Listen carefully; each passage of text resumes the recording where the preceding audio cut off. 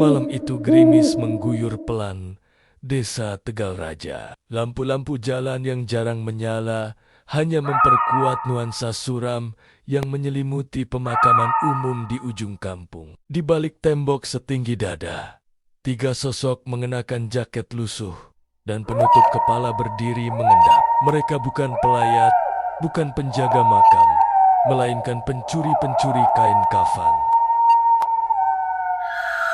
Cepetan, sebelum hujan deras, bisik seorang pria muda bertubuh kurus, Randy namanya. Tangan kirinya menggenggam cangkul, sementara yang lain membawa karung plastik. "Udah yakin ini kuburan yang baru seminggu?" tanya Damar, yang tampak lebih tua dan sedikit gemuk. Napasnya mengembun di udara dingin. "Yakin, aku yang lihat sendiri pas jenazahnya dikubur. Masih perawan. Biasanya kainnya laku mahal kalau baru dan dari perempuan," jawab Randy lirih, hampir seperti bangga. Di belakang mereka, yang paling muda Benny diam saja, menggigit bibir sambil menatap nisan batu yang basah. Dia baru pertama kali ikut aksi macam ini. Matanya tak bisa lepas dari lampu kuning pucat di kejauhan yang kadang berkedip, seolah ada sesuatu di balik kabut malam. Kuburan yang mereka incar ada di pojok, dekat pohon Kamboja yang sudah keropos. Tanahnya masih gembur. Randy langsung mulai mencangkul, dibantu Damar.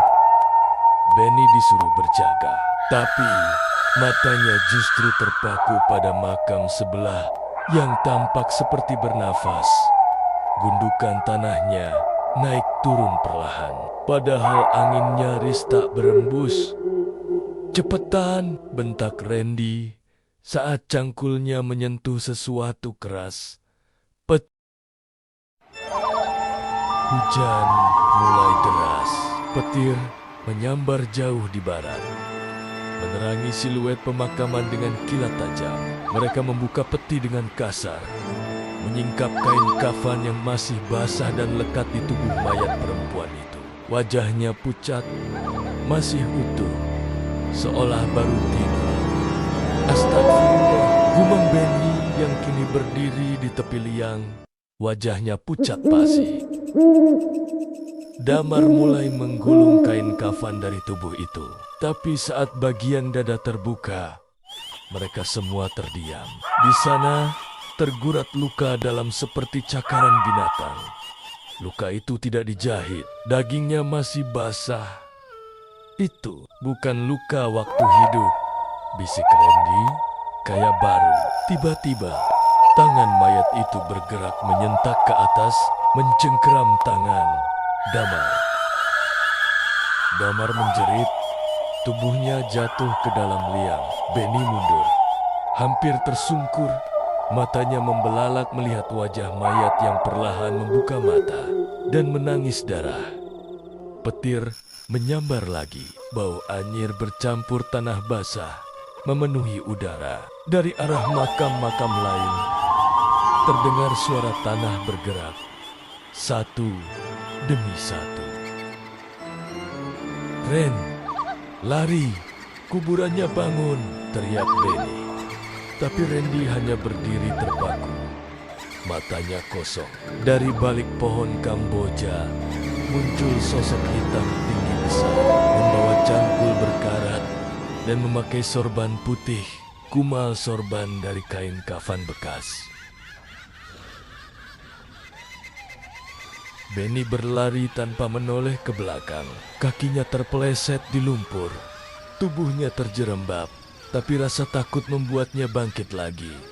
Nafasnya terengah, bercampur isak. Jeritan Damar yang tadi menggema di telinganya kini lenyap, digantikan suara gemeretak tanah dan bisikan aneh dari balik makam. Saat sampai di depan pagar pemakaman, Benny menoleh sebentar. Gerimis masih turun. Tak ada siapa-siapa, tapi entah mengapa Makam-makam yang tadi tenang kini terlihat berubah. Sebagian gundukannya makin tinggi, sebagian justru cekung, seolah ada yang keluar dari dalamnya. Benny menangis saat akhirnya sampai di warung kopi Pak Karta, penjaga malam tua yang sering mengeluh tentang anak muda tak tahu adat. "Benny, astaga, kamu kenapa, Le?" tanya Pak Karta kaget. Kaos putihnya penuh noda kopi dan bau tembakau menyengat dari tubuhnya. Benny hanya bisa menunjuk ke arah pemakaman sambil menangis. Mulutnya gemetar, tak mampu menjelaskan. "Duduk dulu, tarik napas." Pak Karta menuangkan air dari teko termos tua. Tapi sebelum Benny sempat meminumnya, terdengar suara langkah kaki berat dari arah luar. Dentumannya pelan, tapi mantap, seperti orang menginjak tanah becek dengan sepatu kayu. Pak Karta menyipitkan mata ke arah jendela. Jam segini, siapa yang kemari? Dari balik tirai plastik kusam, terlihat sosok hitam menjulang.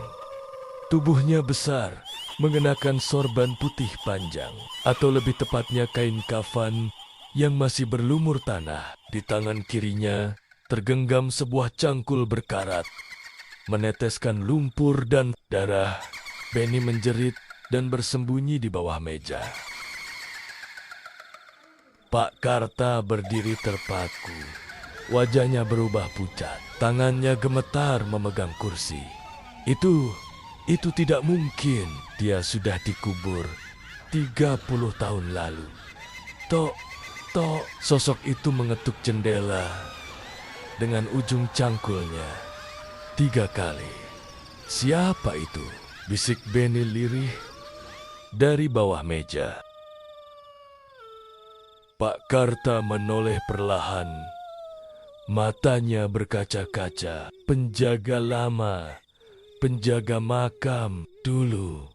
Dia mati dibunuh karena memergoki pencuri kain kafan. Mayatnya dipotong-potong dan dikubur tanpa kepala. Dan malam ini, lanjutnya dengan suara nyaris tak terdengar, dia datang mencari siapapun yang berani membangunkan yang sudah tenang. Lampu warung berkedip. Bau amis menyebar. Di luar, ketukan berhenti, tapi suara bisikan, suara tanah yang diseret, dan bau bunga kamboja busuk. Makin dekat, Pak Karta meraih tasbihnya. Tapi sebelum ia bisa berdoa, pintu warung terbuka sendiri, pelan-pelan. Dan di ambang pintu, bukan cuma satu sosok yang berdiri. Di belakangnya, puluhan tubuh berselimut kain kafan robek. Tanpa mata, tanpa suara, mengelilingi warung. Lampu warung berkedip. Bau amis menyebar. Di luar, ketukan berhenti. Tapi suara bisikan, suara tanah yang diseret, dan bau bunga kamboja busuk. Makin dekat, Pak Karta meraih tasbihnya. Tapi sebelum ia bisa berdoa, pintu warung terbuka sendiri, pelan-pelan.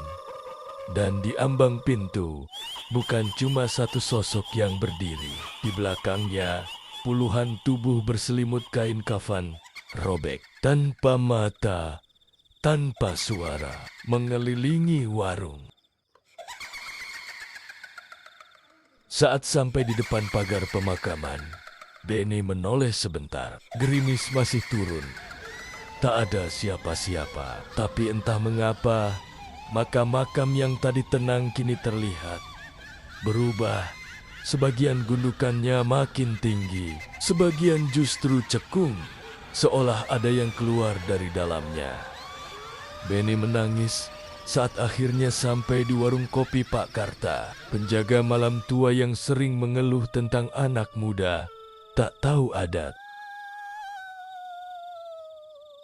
Benny, astaga, kamu kenapa, Le?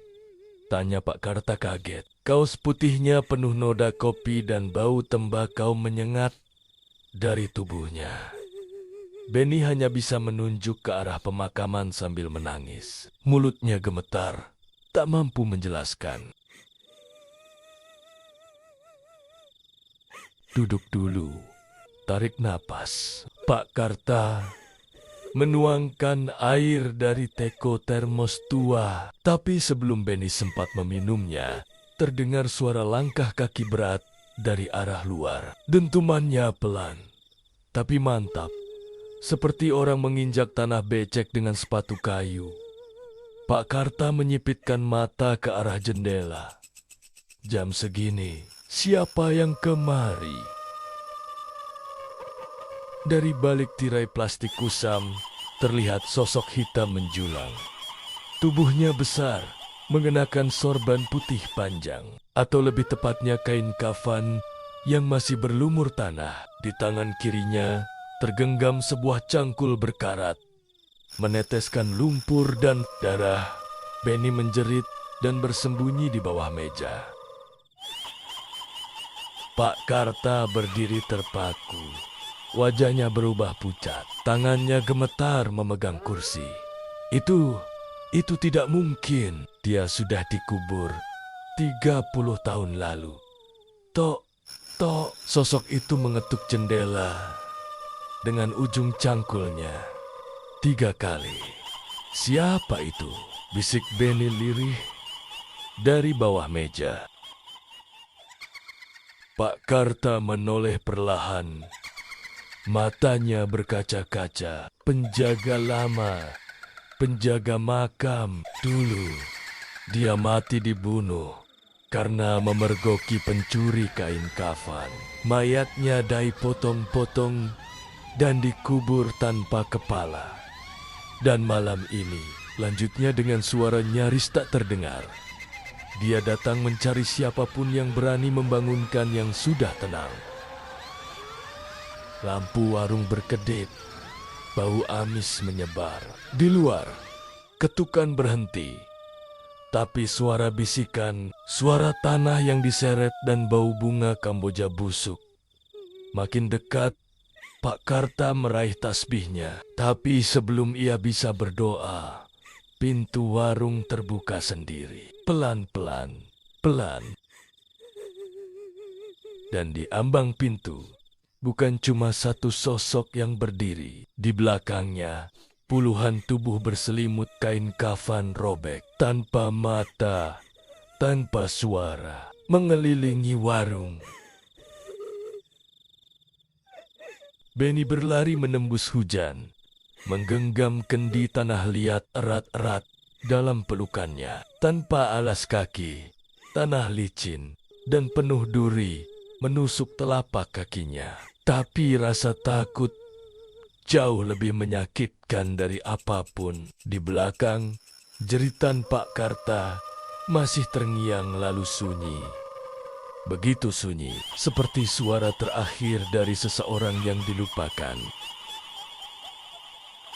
Dia tak tahu harus kemana, tapi tubuhnya bergerak sendiri, mengikuti desiran angin dan bisikan yang entah dari mana datangnya.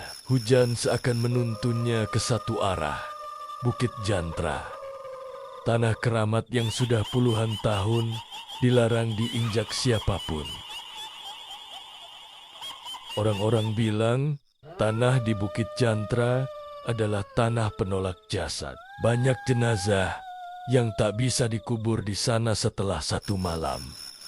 Petinya akan muncul lagi di permukaan, dilempar oleh bumi sendiri. Sejak itu, tempat itu dikosongkan, dijadikan batas desa.